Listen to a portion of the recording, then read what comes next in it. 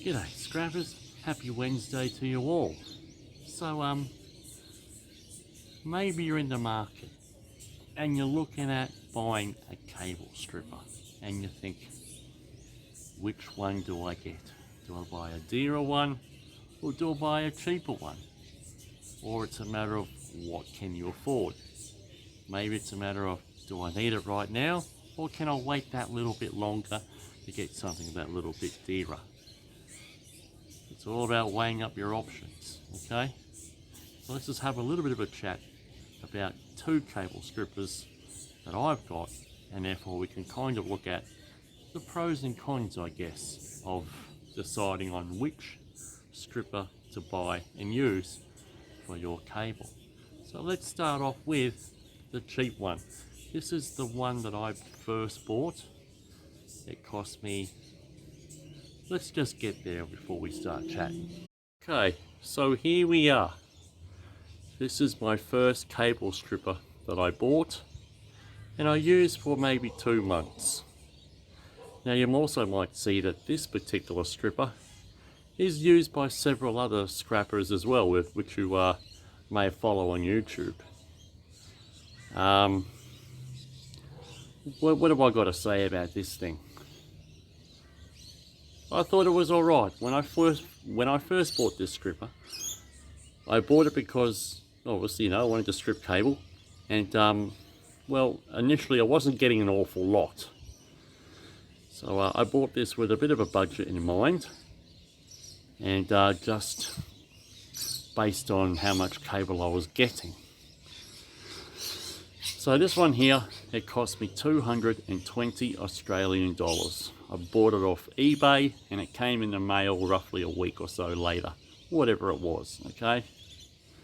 I put it through its paces, mainly with small electric cable, just thin stuff. And I mean, yeah, sure, it did what I had to do.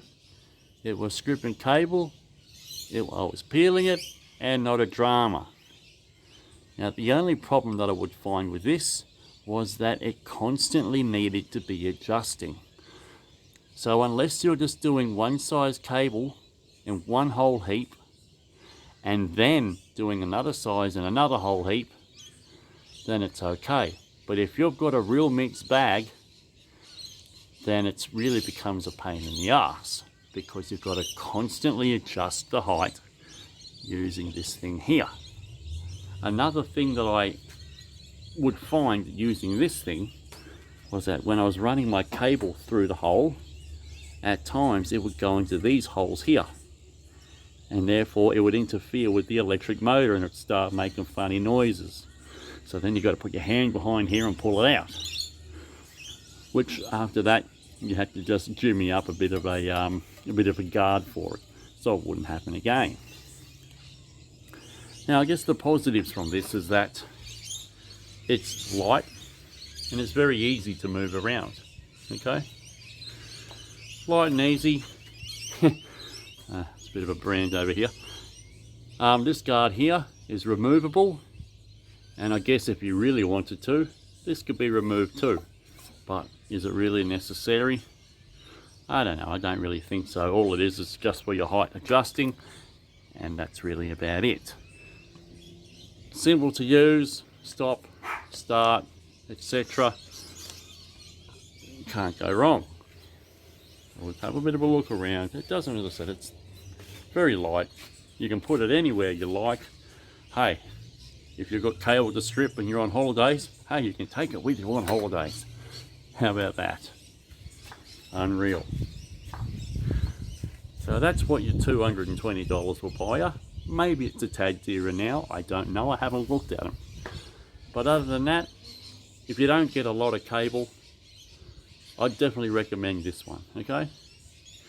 But now if you plan on getting a lot of cable, and it's going to be all different sizes, well then let's move on to something a little bit better. So this is the one that's a little bit better. Now you've seen this plenty of times, I'm sure. Unless you're new to the channel, then maybe you've never seen it at all. Now this is what I bought 2 months after buying that $220 one.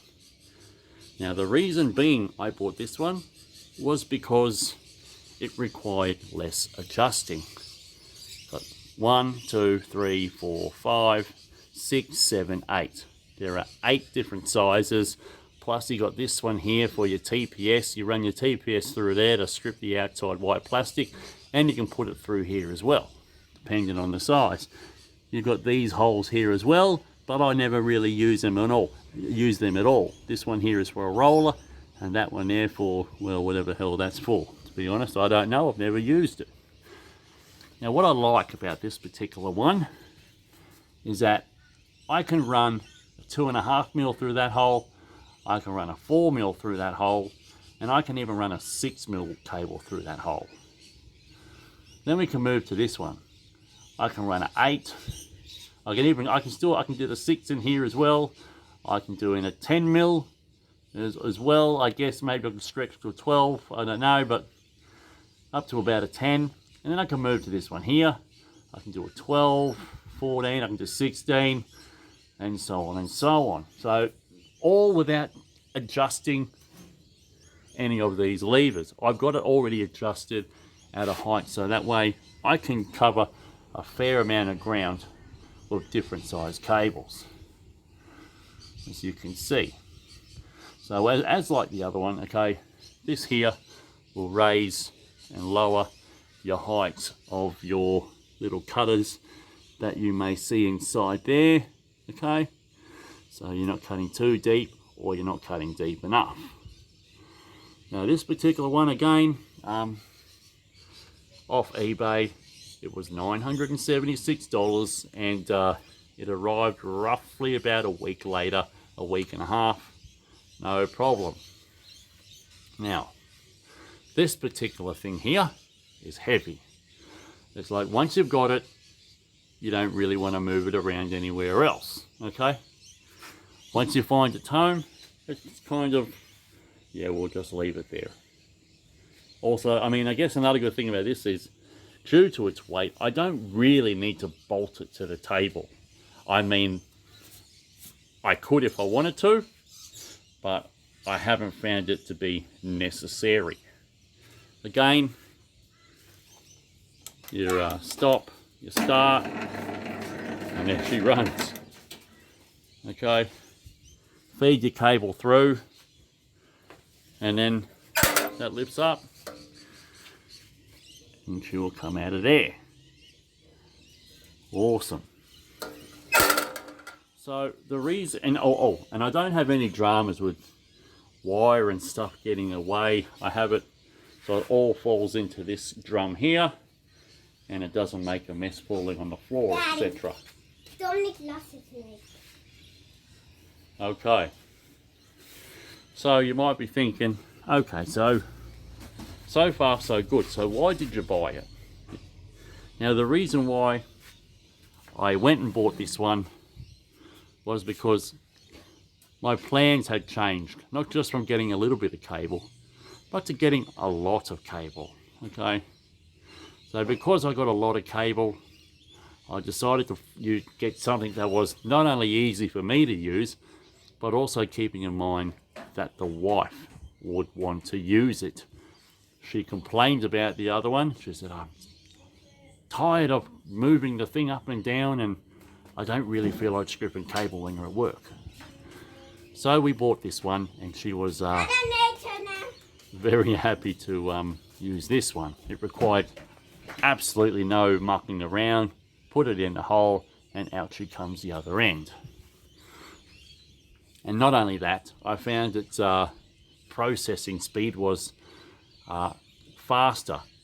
It did more meterage per minute than what the $220 one did, which was also appealing to me. Mind you, originally I was going to get the one that was going to cost $2,100, $2,100, but I was worried about the noise. But in the end, I heard it's not too bad actually. So anyway, that's just a bit of a rundown on this thing and what I think as to well, what you should decide on. Personally, this is the brand anyway. It's an Anapat, okay? It's been very reliable for me over the last nearly 2 years. I can't complain about it. and I think the model is a CW40, something along those lines. Don't take my word for it. And that brings us back to here. So which one do you buy? Again, it's entirely up to you, I guess. I've just given you a bit of a rundown of what I have experienced and what you may encounter depending on what you decide to buy. Personally, if you can save that little bit longer, I would highly recommend the dearer option. As I said, there's less mucking around. It's just put it in, it comes out. You don't have to worry about adjusting.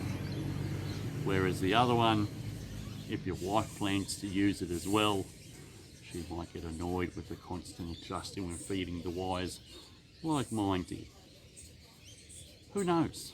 But I mean, if it's urgent and you really need it, hey, go ahead, buy the $220 cable stripper.